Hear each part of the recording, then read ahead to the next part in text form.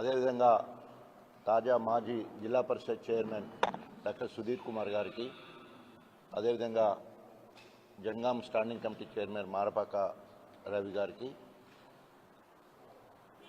అవిభక్త వరంగల్ జిల్లా నుంచి వచ్చిన మాజీ తాజా ప్రజాప్రతినిధులు, జెడ్పీటీసీలు, ఎంపీపీలు, అదేవిధంగా మాదిగ నాయకులు, పార్టీ ప్రతినిధులు, ప్రతి ఒక్కరికి మాదిగ ఉద్యమాభివందనాలు తెలియజేసుకుంటూ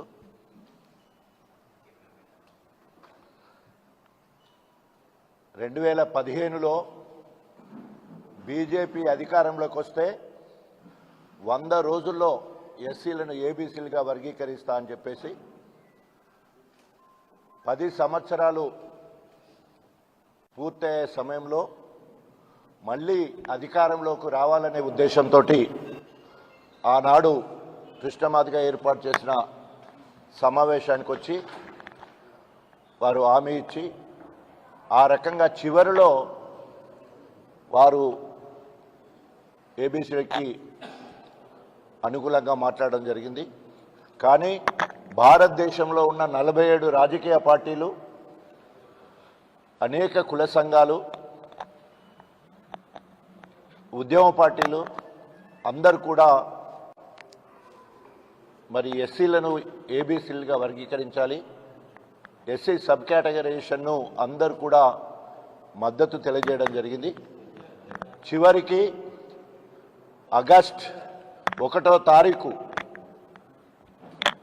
2023 ఒక చారిత్రాత్మక తీర్పు రావడం జరిగింది. రాజ్యాంగ ధర్మాసనము 7 జడ్జెస్తో కూడిన కమిటీ చంద్రచూడ్ నాయకత్వంలో మరి ఒక చారిత్రాత్మక తీర్పు రావడం జరిగింది. ఎస్సీ సబ్ కేటగరైజేషన్ రాష్ట్ర ప్రభుత్వం బాధ్యతే, వారు ఎస్సీలను ఏబీసీగా వర్గీకరించుకోవచ్చు అని చెప్పేసి తీర్పుని ఇవ్వడం జరిగింది. దేశం మొత్తంలో ఉన్న అన్ని రాజకీయ పార్టీలు హర్షాది వ్యతిరేకాలను తెలియజేయడం జరిగింది. దాంట్లో తెలంగాణలో ఉన్న అన్ని రాజకీయ పార్టీలు మరి మేము సైతం సబ్ కేటగరైజేషన్కు మద్దతుగా ఉన్నామని చెప్పేసి ప్రతి ఒక్కరు కూడా మాట్లాడడం జరిగింది. ఒక్క మాల సామాజిక వర్గం తప్ప, అందులో బీద వాళ్ళైనా లేదా మాల ఉపకులైన వాళ్ళు కాక ఓన్లీ మాల వాళ్ళు మాత్రమే మరి వెంకటస్వామి కుటుంబానికి సంబంధించిన వివేక్ కావచ్చు, వినోద్ కావచ్చు, వంశీ వాళ్ళ వలలో పడి మాయమాటలకు మోసపోయే పరిస్థితి కనబడుతూ ఉన్నది. ఈరోజు సుప్రీంకోర్టు జడ్జిమెంట్ వచ్చి 6 నెలలు, అంటే ఆగస్టు 1వ తారీఖు నుంచి వెళ్ళి ఈ రోజుకు 6 నెలలు పూర్తయిపోయింది.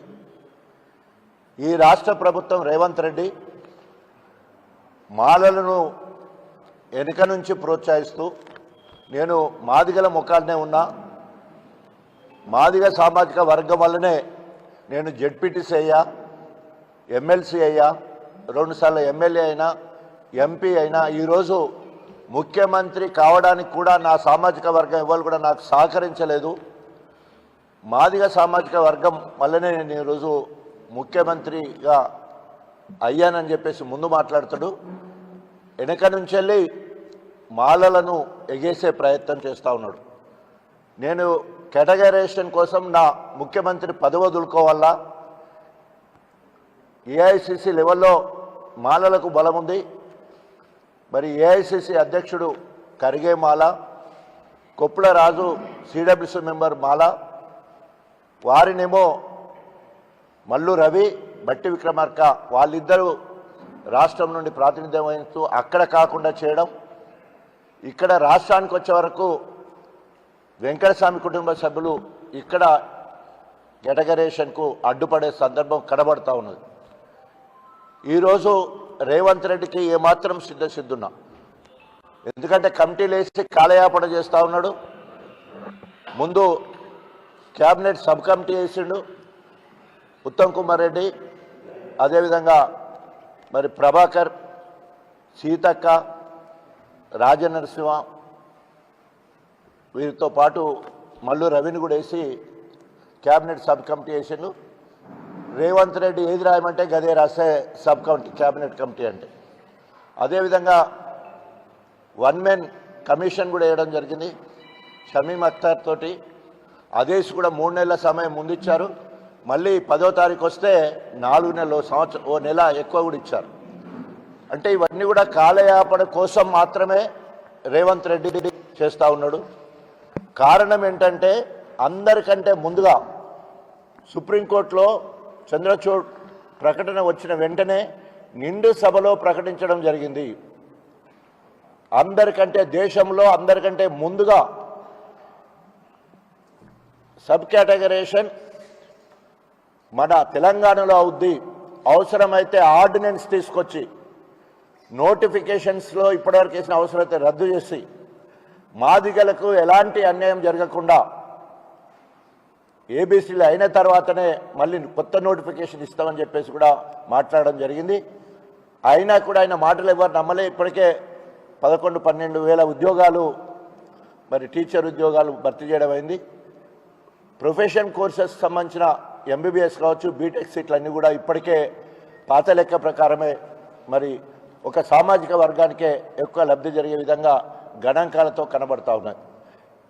ఇంకా ఎందుకు ఆలస్యం చేస్తున్నాడంటే ఓన్లీ మాలల ఒత్తిడి వల్ల మాత్రమే రేవంత్ చెప్తున్నాడు. ఎందుకంటే ఇప్పటికే 1965లో లాతూర్ కమిషన్ కావచ్చు, 97లో రామచంద్రరాజు కమిషన్ కావచ్చు, ఉషా మెహ్రా కమిషన్ 2007లో కావచ్చు, 5లో కావచ్చు, మొత్తం కూడా ఒక సామాజిక వర్గమే మాలలు మాత్రము రిజర్వేషన్ వల్ల లబ్ధి పొందుతూ ఉన్నారు.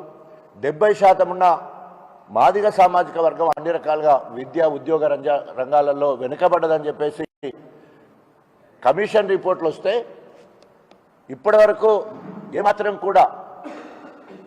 ఏమాత్రం కూడా చిత్తశుద్ధి ఉండేది ఉంటే వెంటనే రేవంత్ రెడ్డి మరి ఆర్డినెన్స్ ఇస్తాడా, లేకపోతే అసెంబ్లీలో బిల్ పెడతారా, వెంటనే బిల్ పెట్టాలని డిమాండ్ చేస్తూ ఉన్నాం. మొదటి నుండి 2001 టీఆర్ఎస్ పార్టీ ఆవిర్భవించినప్పటి నుంచి వెళ్ళి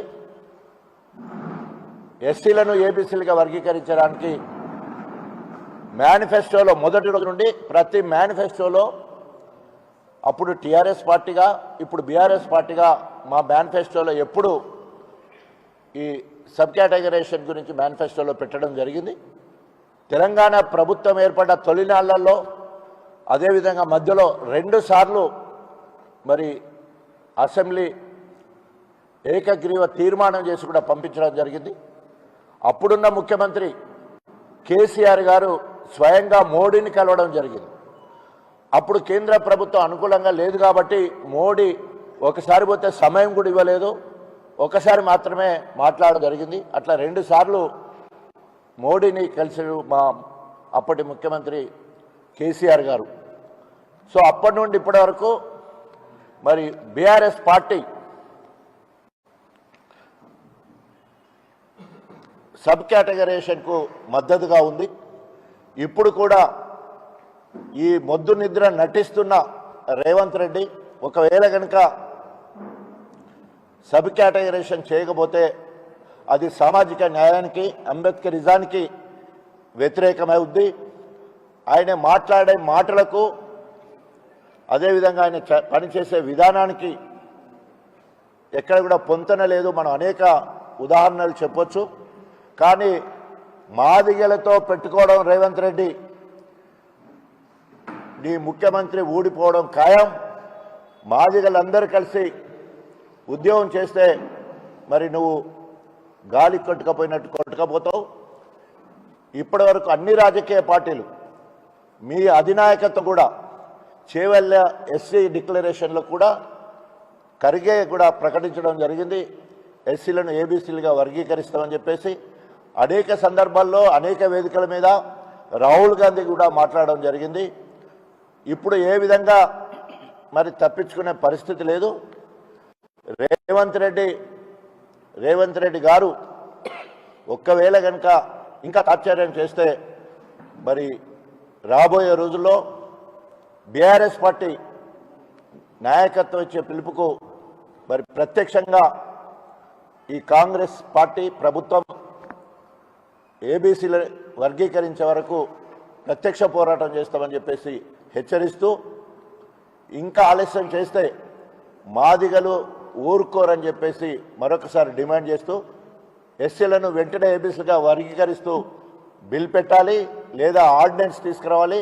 అప్పటి వరకు ఎలాంటి నోటిఫికేషన్స్ ఇవ్వద్దని హెచ్చరిస్తూ సెలవు తీసుకుంటాను. జై తెలంగాణ, జై తెలంగాణ, జై మాదిగా, జై మాదిగా.